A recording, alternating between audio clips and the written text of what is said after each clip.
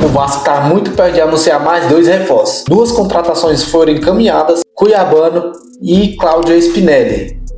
Os jogadores chegam para reforçar o time do Vasco, Cuiabano que joga como lateral esquerdo e Spinelli que joga como atacante.